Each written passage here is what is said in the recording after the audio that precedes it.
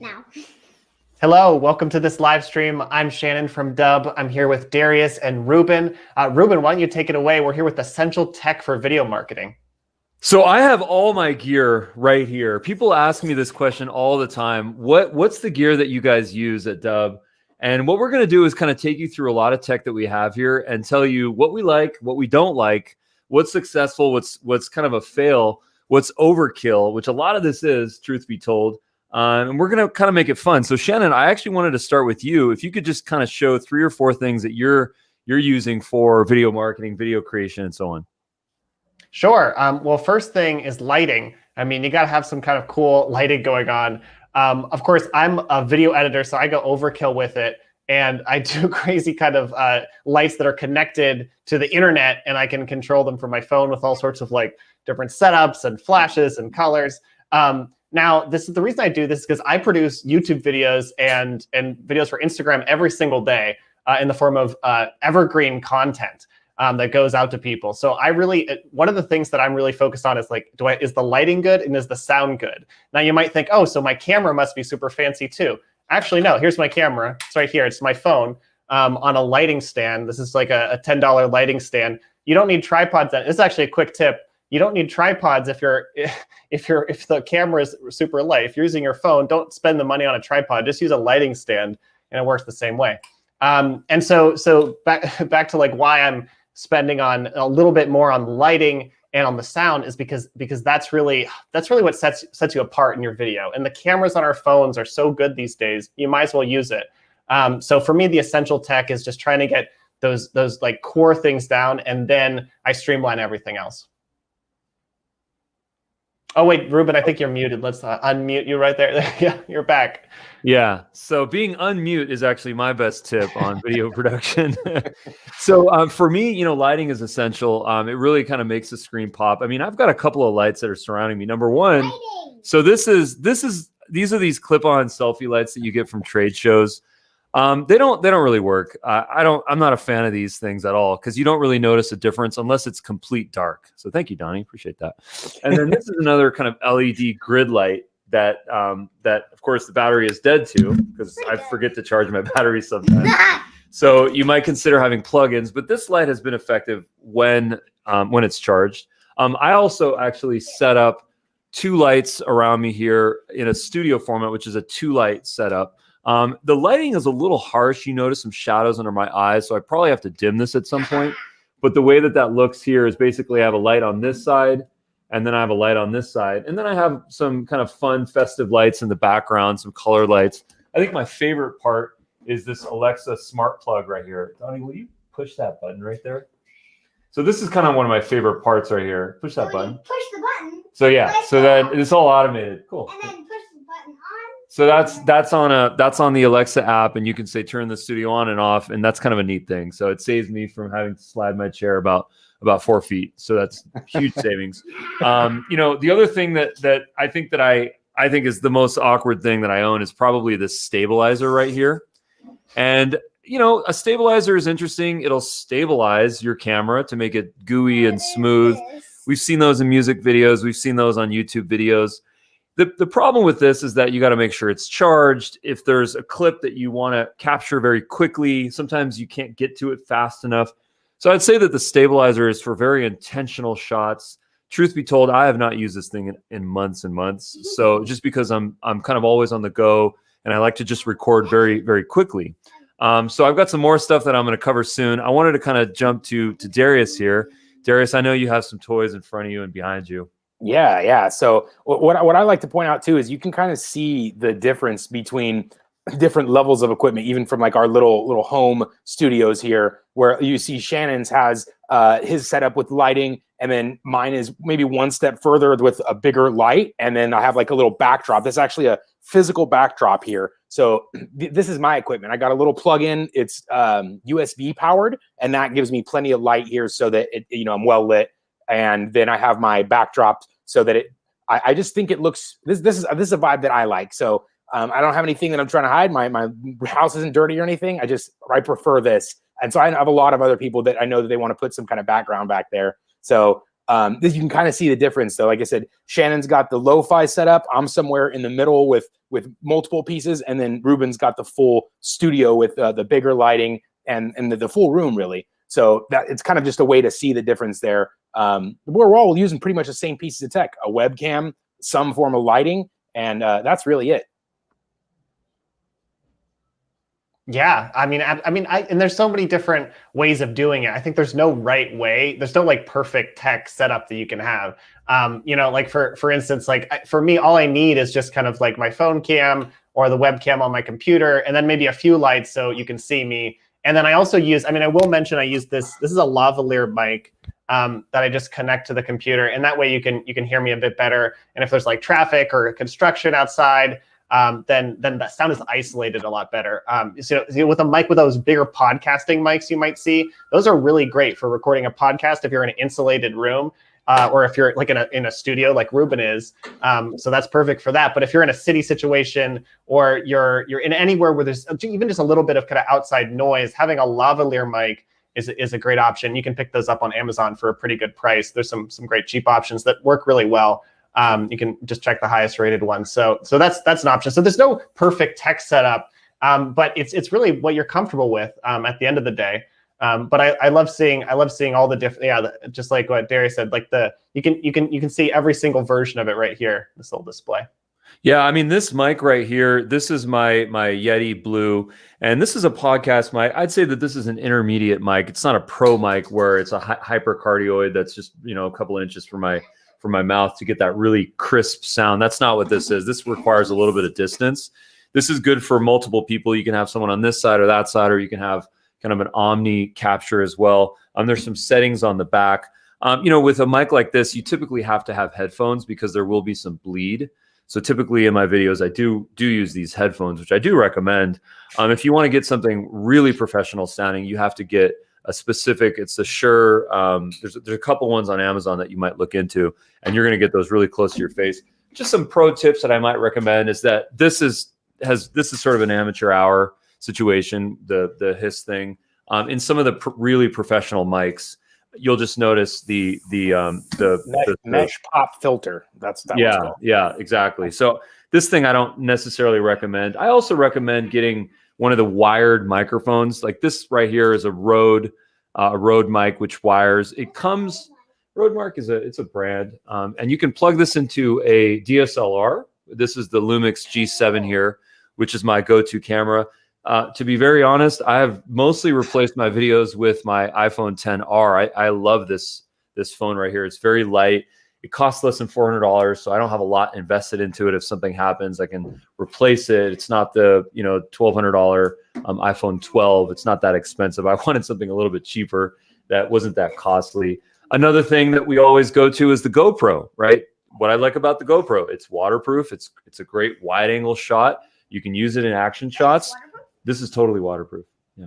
The problem is that the clips that end up on here, sometimes they won't end up on your channels because you have to put them on an SD card. You have to use the GoPro app, maybe go through the process of the cloud. Maybe you forget, maybe you never get to it. Maybe they're 4K files. You can never cut them up or edit them. Again, it goes back to this phone right here. This is the money phone that I use every single day. My best trick is, which of course, I'm a little biased, but it's the Dub mobile app because I can just create multiple clips in one go with one video output file. It makes it so much easier because where I have found a lot of my challenges is getting a Google Drive folder of clips from all different formats. And some of them are 10 minutes long or 10 seconds. And then a video editor has to go and spend hours to get those done, where all you really need is some essential shots. And then you just want to burn those in. You could do post-production on those videos, but it's not essential. Yeah, that's why I use this my phone for all the videos I create, the evergreen YouTube videos, but also the one-to-one videos because I don't have to switch cameras. So because I'm here, I'm making a YouTube video, I finish that, and then I need to send a message to a teammate or I need to send an update on a progress report. I just open the Dub mobile app, which is if you're a Dub user, you should get it. It's free on the App Store. It comes with your Dub account. You can edit videos in real time on it with our real-time editing features. So that means multiple clips. You can add text, music, and then you can send that, of course, using all the power of the Dub platform with the action pages. and call to actions and the advanced analytics tracking, all that stuff. So, but that's all just on the phone. It's all on the same device. And just like what Rupen said, if your videos go onto a camera, onto a card, they might just stay on that card forever. So having just one device that I can use for all that, and maybe you're really busy, you're getting phone calls all the time, it might be worth getting a secondary, just kind of $400 device, $400 iPhone that has still an amazing camera. You don't have to get the latest iPhone to have a great camera, as much as the Apple marketing will make you think. Because of course they want to sell you the latest one, but the truth is, for the past 5 years, the iPhone cameras have been great, and this is true for Android too. Don't want to leave the Android people out. Just because we have iPhones doesn't mean, the phones on the Pixel, the Samsung products, the OnePlus phones, whatever kind of phone you have that's a smartphone from the past 5 years, I guarantee it's going to have a great camera on it. So yeah, then just with the Dub mobile app. Compare just with the native camera for recording evergreen videos, that's the 1-2 punch. The native app for the videos that are going out on social media, maybe you're going to send to an editor for YouTube, but then the Dub mobile app for the one-to-one communication and the business communication that you need, the follow-ups, the prospecting, you can do on the go there. And of course that works on desktop as well. And that's of course what we all use. This is another tripod or a selfie stick that I highly recommend. And the reason why I like this one is because it has the tripod stand on it. So you can throw your phone into this top region right here and then set it on your desk, hold it, and then have that tripod to hold it up. And what I also like about this one is that it has a remote. So this little remote right here is removable. And you can just take this, you can be 10 feet away, click record, it'll start. It's kind of cool. Now, if you are going to be some distance away, of course, you do have to have that microphone, which I mentioned, which does need that extension cord if you're going to be farther away. Another thing that I use sometimes, but it is kind of funny, is this little obnoxious thing here. And what this does is this connects to a desk here with a clamp, and then it just holds your phone. So this thing is it's a little funny looking. It's a little alienish looking. But what I really like, what I like using this one for is if I have a 60-minute webinar and then I have that 60-second clip that I want to capture afterwards, I just click record with my phone on this thing right after that session, right after that webinar. When it's fresh in my mind, I just click one button and then boom, it's there. Not essential. Again, my favorite tripod is my arm right here, just holding that phone, full control. I've become pretty stable and it's smooth shots. Another thing I think that's pretty cool is this little table stand right here. It's just a small tripod. It does not extend high, but it does have this little clamp. So this, you are going to need to put it on some sort of a speaker like this, or a couple of books or whatever. That one's cute. Yeah, I was gonna say, and if you're like me, I sit in my desk a lot, and I probably use the webcam more than anything else, which it works for me. The quality is pretty good, and again, it has the benefit of everything being in one place at once. So whether you're recording it from the cell phone into the Dub app or using your webcam straight in, it's right in your library, into all the integrations, into all the channels, and that you're already using. So that's my favorite way to do it is in the webcam. Call me lazy or call me whatever, but this is my bread and butter here. Whatever. Just hit record. Yeah. So I would say that's probably the most important thing is making it easy for yourself. Like I noticed that the more setup I have to do for a video, the less likely I am to do more videos. I mean, I know this can be true for, maybe our physical, like getting ready for women, they do their hair or something like that. But the more setup you have, the more obstacles you're putting in front of yourself, the more you're putting in your way. So remove the obstacles, remove the limitations, have the tripods ready to go, the lighting, have those elements set up so that you can just hit record. Let the tech do the rest. Yeah, this is actually my setup on my webcam. I have this telescoping arm here. And what I love about this is that right now I have my native camera on my MacBook Pro here, my 2019 MacBook Pro.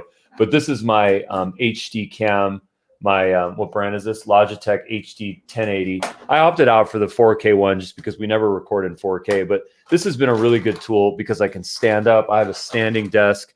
So this is a Home Depot desk where you can manually turn the crank and then raise it up. It's really durable. It's solid wood. So, no, this one's a Home Depot one. Your one's IKEA. Yeah. And then, the last two things that I wanted to share are, my AirPod Pros. Anytime you're around a toilet or a bathtub with water in it, it's that time you might thank yourself that you bought AirPod Pros, because they have the small rubber piece Ruler. that goes in your ear. If I have one of those, maybe somewhere around here, I think I can show them right here. No. Here. Oh, perfect. So actually these come. Thanks, Sonny. These come with some extra ones here.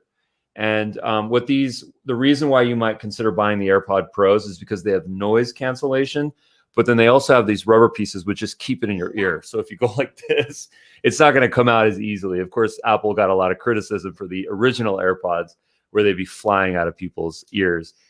So these are essential. The Dub mobile app does work with these, but the native camera does not. That's what I've learned.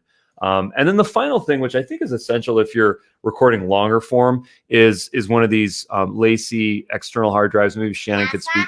Yeah, I think is it Lassie or Lacy? I'm not sure. Lassie is the dog, of course. But anyways, Shannon, maybe you could speak to this. It's orange. Papa, why isn't the Yeah, that's one of the I don't best in the industry. That's like one of the famous rugged hard drives. All the editors use it. Yeah, totally dependable hard drive right there. All hard drives could fail. Always back up your hard drives. I have to say, they all have a half-life, or get it in the cloud. That's the safest, because cloud providers like Google, they have redundancies and backups built into their systems. But if you're going to use a hard drive, the rugged from Lacy is a great option. And it's pretty affordable too. So you can pick up, a 1 terabyte for a couple hundred bucks, which is expensive, but 1 terabyte can get you really, really far. And you don't even need that if you're making if you're making business videos, if you're using Dub, you don't need a hard drive at all, really, because it's all in the cloud. You're sending it like that. But if you're trying to start a YouTube channel or trying to start that kind of production, that's when you might need to invest into some physical hardware like a Lacy hard drive. Awesome. Yeah. So there you go. So any other ones? Let's hit the essential. Yeah. So I mean, the last thing I'll share here is just people ask, what is the difference between the native webcam on, in this case, a 2019 MacBook Pro, and then a $120 Logitech HD 1080p external webcam. So here we go. So what we're looking at right here, this is the HD webcam. This is the Logitech right here. And then I'm going to switch it over to the FaceTime HD camera. And here's the difference. You can tell. So maybe not as clear, color is not as sharp, but still effective, still pretty good. So one might argue that you actually don't need a camera like this. Yeah. Not bad. Yeah, I think that's what we've learned today. One of the big learns, you don't actually need a lot of the gear that you have. Some of it's fun, having like lights and that change colors is fun. But at the end of the day, you just need to see you and hear you, and that's all you need to communicate your message on video. Really, it comes right down to it. So, yeah. Well, thanks for joining this broadcast. This has been a Dub live stream, and let us know what you'd like to hear for any future broadcasts. And we'll probably be back with more gear updates. Gear always keeps changing, so I'd say we're probably going to do another one of these, maybe who knows, even once a month. But we're all for minimal gear. Oh, apps. That's a great one, Darius. Yeah. Coming next. Yeah. Yeah. Oh yeah. Nice. Farewell, everyone. Bye-bye. Hey guys. See you next time. Bye-bye. Alexa, turn the lights off.